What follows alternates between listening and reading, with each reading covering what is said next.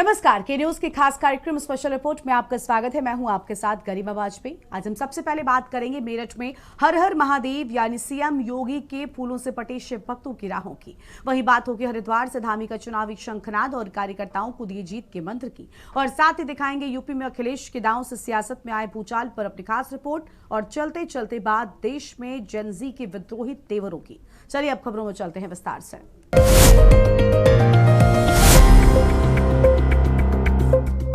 उत्तर प्रदेश में कांवड़ यात्रा का उत्साह अपने चरम पर है। मेरठ में रुड़की हाईवे पर शिव भक्तों का जनसैलाब उमड़ा हुआ है। इसी बीच मुख्यमंत्री योगी आदित्यनाथ ने हर साल की तरह इस बार भी परंपरा को निभाते हुए कांवड़ियों पर हेलीकॉप्टर और मंच से पुष्प वर्षा की है। आइए देखते हैं मेरठ से हमारी एक खास रिपोर्ट। हर हर महादेव के जयकारों से गूंजती सड़कें और भक्ति के रंग में रंगा मेरठ। राजकीय वायुयान से हिंडन एयरपोर्ट और फिर हेलीकॉप्टर से शोभित विश्वविद्यालय परिसर पहुंचे मुख्यमंत्री योगी आदित्यनाथ ने मोदीपुरम में दुल्हड़ा चुंगी पर बने मंच से कांवड़ियों पर जमकर फूल बरसाए। सीएम योगी के साथ मंच पर सांसद अरुण गोविल, राजकुमार सांगवान, राज्य मंत्री दिनेश खटीक, विधायक अमित अग्रवाल, गुलाम मोहम्मद और महापौर हरिकांत अहलूवालिया मौजूद रहे। जैसे ही मुख्यमंत्री ने हाथ जोड़कर शिव भक्तों का अभिनंदन किया और पर पुष्प वर्षा की, कांवड़ियों का उत्साह देखने लायक था। हाईवे पर डीजे की धुन पर थिरकते बोले के भक्त और झांकियों का दृश्य अद्भुत था। जो राम को लाए हैं हम उनको लाएंगे और डीजे बजवा दिए योगी ने जैसे गीतों पर कांवड़िए झूमते नजर आए। आपको बता दें कि पुष्प वर्षा से पहले मुख्यमंत्री योगी आदित्यनाथ ने गाजियाबाद और बागपत क्षेत्र में कांवड़ यात्रा मार्ग का हवाई सर्वेक्षण भी किया और सुरक्षा व्यवस्थाओं का जायजा लिया। मेरठ पहुंचकर सीएम ने कांवड़ियों को संबोधित करते हुए सुरक्षित और सुखद यात्रा का संदेश दिया। शिव भक्त कांवड़ यात्रियों पर पुष्पांजलि करने का, पुष्प वर्षा करने का अवसर प्राप्त हुआ है। मेरठ के हमारे सभी माननीय जनप्रतिनिधिगण इस अवसर पर मेरे साथ यहां पर उपस्थित हैं।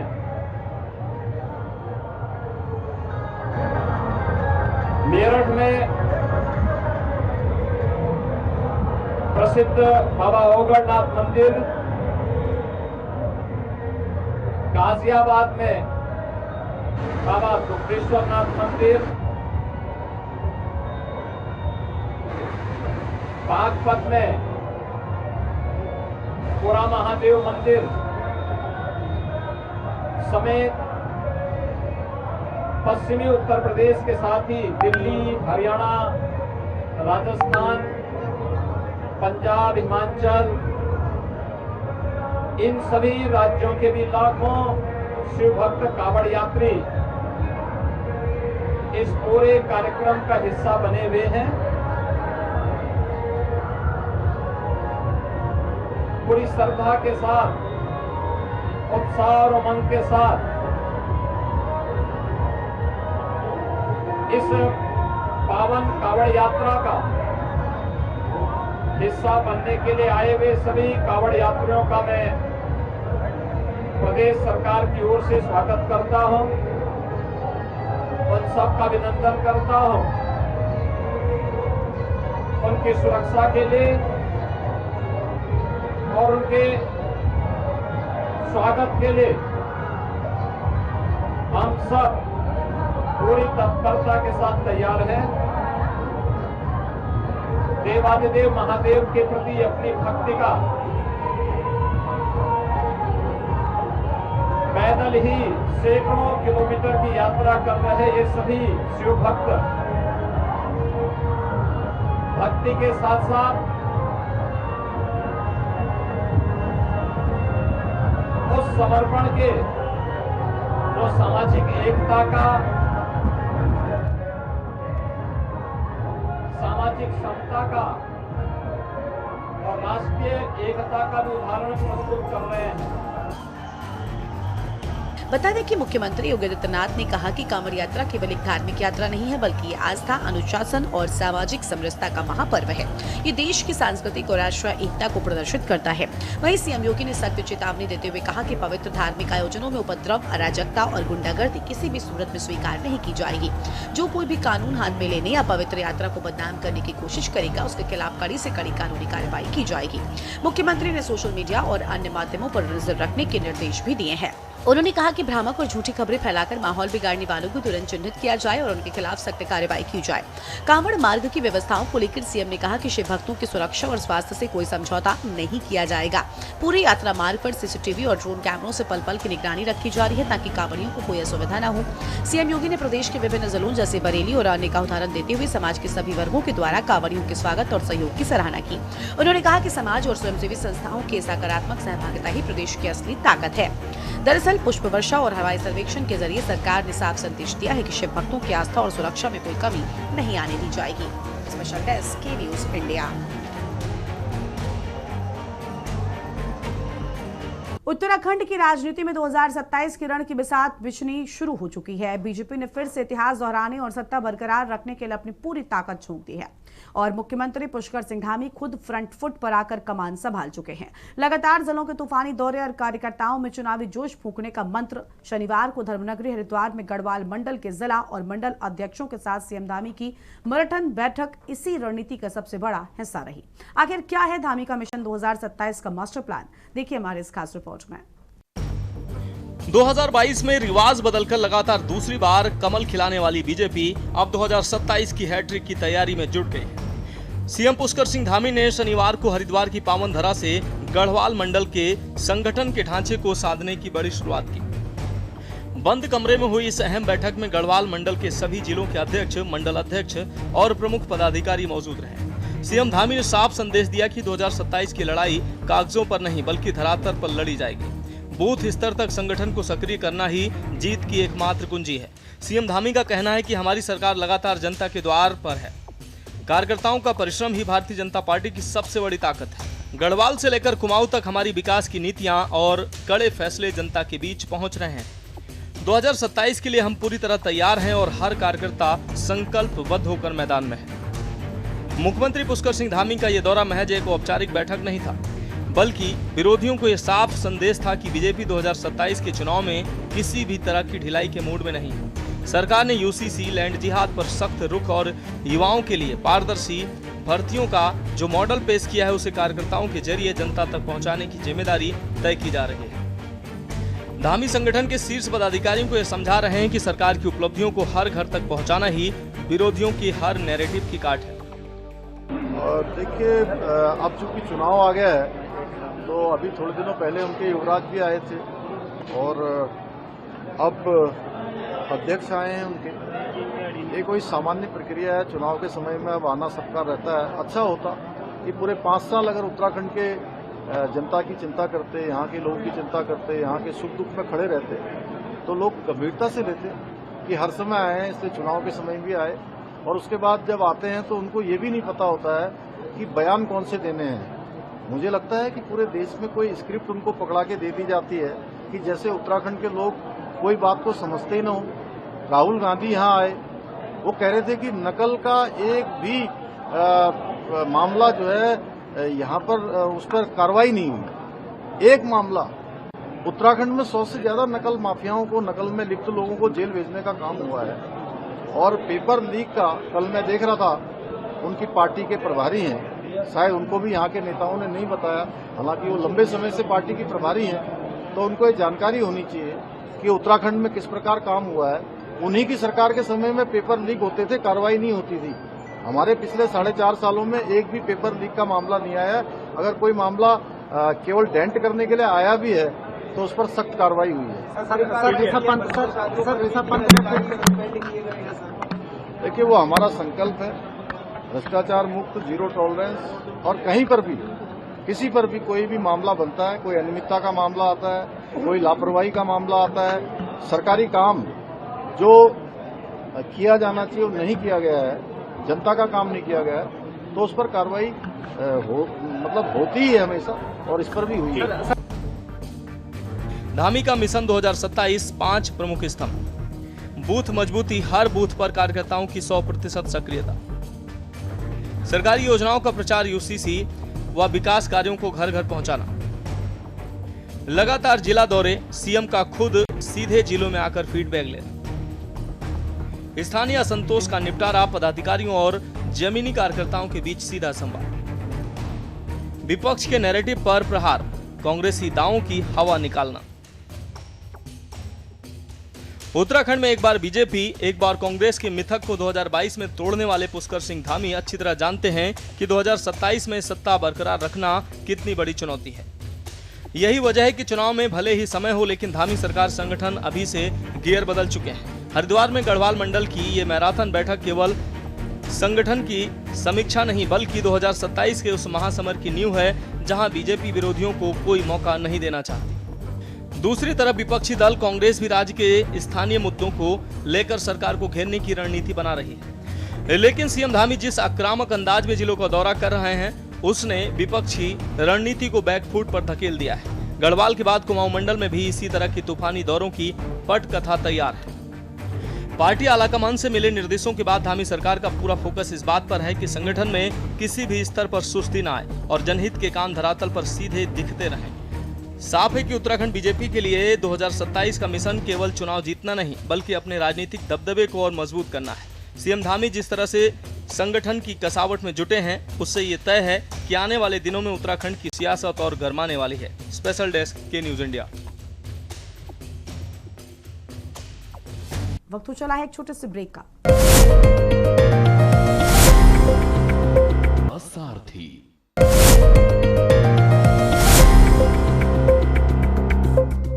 उत्तर प्रदेश में 2027 के विधानसभा चुनाव का रण सजने लगा है। रणनीतियों के तहत सभी दल अपने अपने दांव चल रहे हैं। जातीय समीकरणों को साधने के इस होड़ में सबसे बड़ा ट्विस्ट आया है अखिलेश यादव के पीडीए फॉर्मूले में। सपा प्रमुख अखिलेश यादव ने अब ऐलान किया है कि पीडीए में पी का मतलब सिर्फ पिछड़ा नहीं बल्कि पंडित भी है। अखिलेश का यह बयान आते ही यूपी की सियासत में भूचाल आ गया है। बीएसपी सुप्रीमो मायावती ने सपा को गिरगिट की तरह रंग बदलने वाला करार दिया है, तो वहीं बीजेपी और डिप्टी सीएम ब्रजेश पाठक ने इसे चुनावी छल बताया है। 2007 के सोशल इंजीनियरिंग वाले फॉर्मूले को दोहराने में जुटी बीएसपी कोर वोट बैंक को बचाने में लगी बीजेपी और पीडीए की नई परिभाषा गढ़ते अखिलेश आखिर यूपी में ब्राह्मण सियासत का ये नया मोड़ क्या रुख लेगा, देखिए इस खास रिपोर्ट में। 2027 के ब्राह्मण दांव कौन कहां खड़ा? सपा पीडीए में पी पंडित जोड़कर दायरा बढ़ाने की कोशिश। बीएसपी 2007 वाले दलित ब्राह्मण भाईचारा फॉर्मूले को दोहराने की कवायद। बीजेपी अपने कोर सवर्ण ब्राह्मण वोट बैंक में सेंधमारी रोकने में जुटी। उत्तर प्रदेश की राजनीति में पीडीए यानी पिछड़ा दलित और अल्पसंख्यक का नारा देकर 2024 के लोकसभा चुनाव में सफलता का स्वाद चखने वाले अखिलेश यादव ने अब 2027 के लिए अपनी रणनीति का दायरा बढ़ा दिया है। अखिलेश यादव ने हाल ही में बयान दिया कि पीडीए के पी में पंडित भी शामिल है, यानी सपा अब सवर्णों खासकर ब्राह्मण समाज को सीधे अपने साथ जोड़ने की कोशिश में है। लेकिन अखिलेश का ये नया दांव विरोधियों के गले नहीं उतर रहा है। बहुजन समाज पार्टी की सुप्रीमो मायावती ने सोशल मीडिया प्लेटफॉर्म एक्स के जरिए अखिलेश यादव के इस बयान पर तीखा हमला बोला है। लोग पीडीए की बात करते हैं और पीडीए की नई नई परिभाषा बनाते हैं।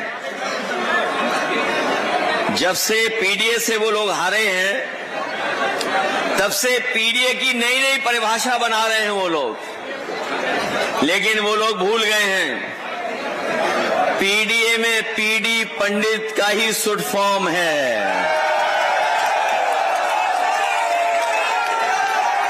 जो लोग पीडीए की परिभाषा समय समय पर दूसरी बनाते हैं,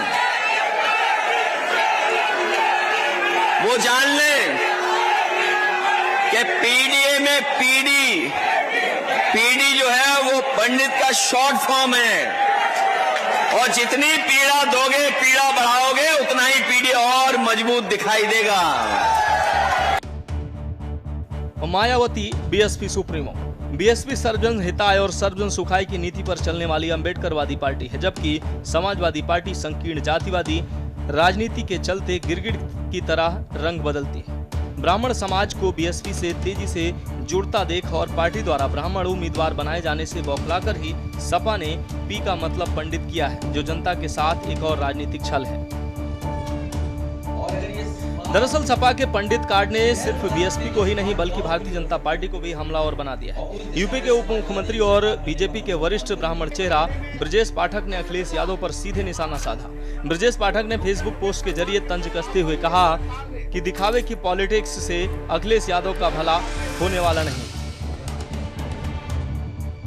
ब्रजेश पाठक। अखिलेश यादव अब ब्राह्मण समाज के हितैषी होने का दिखावा कर रहे हैं। किसी समाज का विकास सिर्फ एक परिवार को सत्ता में लाने से नहीं होता, इसके लिए हर वर्ग को समान अवसर, न्याय और सम्मान मिलना जरूरी है। वहीं ब्रजेश पाठक का ये हमला आते ही समाजवादी पार्टी की तरफ से कुछ ब्राह्मण नेता मैदान में उतर आए हैं। सपा खेमी की तरफ से कहा जा रहा है कि जब अखिलेश यादव ब्राह्मण समाज के हित की बात करते हैं या उनके लिए कुछ अच्छा करते हैं तो बीजेपी और ब्रजेश पाठक को इतनी तकलीफ क्यों होती है। बहरहाल राजनीतिक गलियारों में ये जुबानी जंग बता रही है कि सवर्ण वोट बैंक, खासकर ब्राह्मण मतदाताओं को लेकर कोई भी दल कोई कसर नहीं छोड़ना चाहता। आपको बता दें कि उत्तर प्रदेश में करीब 10 से 12% ब्राह्मण आबादी है, जो किसी भी चुनाव में निर्णायक भूमिका निभाती है। 2007 में मायावती ने इसी दलित ब्राह्मण सोशल इंजीनियरिंग के दम पर पूर्ण बहुमत की सरकार बनाई थी। आज मायावती एक बार फिर उसी स्वर्णिम दौर को दोहराने के लिए आतुर दिख रही है। दूसरी तरफ बीजेपी पिछले कई चुनाव से इस कोर वोट बैंक को अपने साथ मजबूती से जुड़े हुए है और वो किसी भी कीमत पर इसे छिटकने नहीं देना चाहते। वहीं अखिलेश यादव जानते हैं कि केवल पिछड़ा दलित अल्पसंख्यक के भरोसे 2027 की बैतरणी पार करना आसान नहीं हो, इसलिए उन्होंने अपने पीडीए के गुलदस्ते में पंडितों को भी शामिल करने की कवायद शुरू कर दी। बहरहाल 2027 का चुनाव अभी दूर है, लेकिन बयानों के तीर और रणनीतियों के प्यादे अभी से चलने लगे हैं। क्या अखिलेश यादव का P4 पंडित वाला दांव उन्हें सत्ता के करीब लाएगा? क्या मायावती 2007 का इतिहास दोहरा पाएंगी या फिर बीजेपी अपने कोर वोटर्स को अपने पाले में बरकरार रखेगी? ये तो आने वाला वक्त ही बताएगा, लेकिन एक बात तय है कि 2027 का यूपी का संग्राम बेहद दिलचस्प होने वाला है। स्पेशल डेस्क के न्यूज़ इंडिया। उत्तराखंड में आगामी विधानसभा चुनाव को लेकर राजनीतिक दलों की तैयारियां तेज हो गई हैं। लगातार बैठकों, कार्यक्रमों और संगठनात्मक गतिविधियों के बीच अब राष्ट्रीय स्तर के नेताओं के प्रदेश दौरे भी बढ़ने लगे हैं।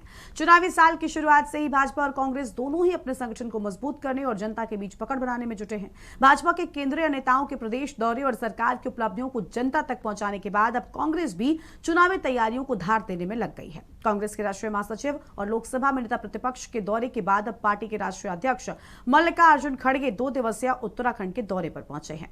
ये रिपोर्ट देखिए। देवभूमि उत्तराखंड में चुनावी बिगुल बच चुका है। पक्ष विपक्ष के शीर्ष नेताओं की आने का सिलसिला भी तेजी से जारी है। हाल ही में राहुल गांधी के दौरे के बाद अब पार्टी के राष्ट्रीय अध्यक्ष मल्लिकार्जुन खड़गे 2 दिवसीय उत्तराखंड के दौरे पर आज हल्द्वानी की जनता को संबोधित किए और केंद्र सरकार से लेकर राज्य सरकार की कमियों पर खड़गे जमकर बरसे। तो वहीं रैली से पहले कांग्रेस के नेताओं ने पुलिस प्रशासन का भी जमकर विरोध किया। कांग्रेस नेताओं का आरोप है कि कांग्रेस अध्यक्ष खड़गे की रैली में शामिल होने आ रही कांग्रेस कार्यकर्ताओं की बसों को पुलिस प्रशासन जगह जगह रोक रहा है। इसी के विरोध में कांग्रेस ने एसएसपी ऑफिस में धरना शुरू कर दिया। भाजपा इसको पुलिस प्रशासन का कम और संख्या बल न होने पर कांग्रेस का ड्रामा बता रही है। जी तक जब ये सूचना आई कि हर जगह पर हल्द्वानी आने वाली सड़कों पर पुलिस ने कांग्रेस के सभी लोगों को रैली में आने से रोकने का काम कर रही है, तो हमने पहले आर्य जी ने मंजूनाथ टीसी से फोन पर बात की और वो स्पष्ट मुकर गए कि नहीं हमने ऐसा नहीं किया, जबकि वो खुद जब आ रहे थे तो उनको भी रोका गया। और पुलिस का ये कहना कि अराजक तत्व आ रहे हैं, ये पुलिस ये बात समझ रही है कि इस पवित्र उत्तराखंड की आबो हवा को पुलिस के द्वारा जो दूषित किया जा रहा है, ये ठीक बात नहीं है। राजनीतिक रैलियां होती हैं, लेकिन अगर पुलिस के अधिकारी इस प्रकार से मुख्यमंत्री के इशारे पर भारतीय जनता पार्टी के एजेंट बनकर अगर काम करेंगे तो हमारे नेता यशपाल आर्य जी ने, हमारे करण मेहरा जी ने, मैंने और कांग्रेस के सभी हमारे सीनियर नेताओं ने ऐलान कर रखा है कि एक एक ऐसे अधिकारी को हम चिन्हित कर रहे हैं और ये लोकतंत्र है। गाड़ियां नहीं रोकी जा रही हैं। हम लोगों के भी जब कार्यक्रम होते हैं, कई बार यातायात को नियंत्रित करने के लिए कुछ कदम उठाने पड़ते हैं। ये हमारे यहाँ भी होता है। आपने कई बार देखा होगा, मंचों से हमको अनाउंसमेंट करना पड़ता है, फलाने क्षेत्र से लोग आ रहे हैं, उनको आने दिया जाए, वहाँ व्यवस्था ठीक की जाए। तो प्रशासन अपना काम करता है। कांग्रेस ये कहकर इसकी आड़ में जो कम संख्या उनकी आ रही है, जो लोग नहीं जुट पा रहे हैं, उसका जस्टिफिकेशन ढूंढ रहे हैं। तो ऐसा नहीं है, कोई प्रशासन अपना काम कर रहा है और किसी को रोकने कोई मंशा नहीं है।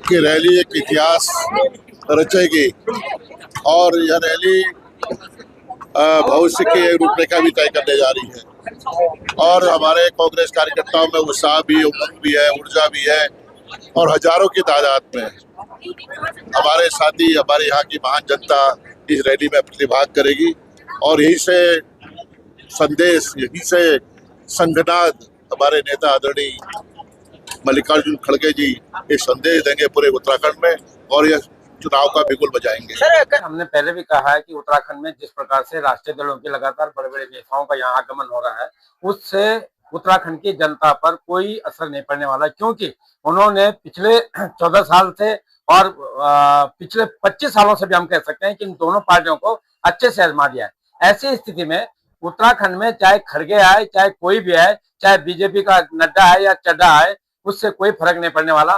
बात यह है कि उत्तराखंड के लोगों को अब समझ में आ गया है कि एकमात्र विकल्प उत्तराखंड में उत्तराखंड क्रांति दल है और उनकी पूरा विश्वास उत्तराखंड क्रांति दल पर है। और इसका असर आप देख रहे हो कि लगातार उत्तराखंड के जो कार्यकर्ता हैं, उत्तराखंड के पदाधिकारी हैं, हर घर चर्चा, हर घर पर्चा के माध्यम से, बड़ी बड़ी रैलियों के माध्यम से, पूर्व सैनिकों के सम्मेलन के माध्यम से और बड़े जो सरोकार हैं, जो मुद्दे हैं, उनको लेकर जनता के बीच में और निसंदेह 2027 में हम फतेह कर रहे हैं। कांग्रेस के राष्ट्रीय अध्यक्ष खड़गे जी भी आज देखिए, अब चूंकि चुनाव आ गया है तो अभी थोड़े दिनों पहले उनके युवराज भी आए थे और अब अध्यक्ष आए हैं उनके। ये कोई सामान्य प्रक्रिया है, चुनाव के समय में अब आना सबका रहता है। अच्छा होता कि पूरे 5 साल अगर उत्तराखंड के जनता की चिंता करते, यहाँ के लोगों की चिंता करते, यहाँ के सुख दुख में खड़े रहते, तो लोग गंभीरता से लेते कि हर समय आए हैं, इसलिए चुनाव के समय भी आए। और उसके बाद जब आते हैं तो उनको ये भी नहीं पता होता है कि बयान कौन से देने हैं। मुझे लगता है कि पूरे देश में कोई स्क्रिप्ट उनको पकड़ा के दे दी जाती है कि जैसे उत्तराखंड के लोग कोई बात को समझते ही ना हो। राहुल गांधी यहाँ आए, वो कह रहे थे कि नकल का एक भी मामला जो है यहाँ पर उस पर कार्रवाई नहीं हुई। कुल मिलाकर उत्तराखंड में आगामी 2027 विधानसभा चुनाव से पहले सियासी तापमान लगातार बढ़ रहा है। भाजपा जहां केंद्र और राज्य सरकार की उपलब्धियों को जनता के बीच पहुंचाने में जुटी है, तो वहीं कांग्रेस के राष्ट्रीय नेतृत्व के दौरे के जरिए कार्यकर्ताओं में जान फूंकने और जमीनी पकड़ मजबूत करने की कोशिश कर रही है। राष्ट्रीय अध्यक्ष मल्लिकार्जुन खड़गे के हल्द्वानी दौरे और प्रदेश नेताओं के साथ हुई बैठक को कांग्रेस अपनी चुनावी तैयारियों की दिशा तय करने वाला। कांग्रेस पार्टी को उम्मीद है कि इससे बूथ स्तर तक संदेश जाएगा और 2027 के चुनाव में इसका लाभ मिलेगा। दूसरी ओर भाजपा खड़गे के दौरे को सिर्फ एक औपचारिकता बता रही है और आरोप लगा रही है कि कांग्रेस के पास न संगठन है न मुद्दा। हाल दोनों दलों की बयानबाजी, बैठकों और दौरों से साफ है कि देवभूमि में चुनावी जंग शुरू हो चुकी है और आने वाले महीनों में ये मुकाबला और तेज होगा। बहरहाल अब देखना यह होगा कि जनता किसके दावों पर भरोसा जताकर किसको जीत का ताज पहनाने वाली है। Uttarakhand desk report. Special report में आज इतना ही। तमाम बड़ी खबरों के लिए आप देखते रहिए AK News India। नमस्कार।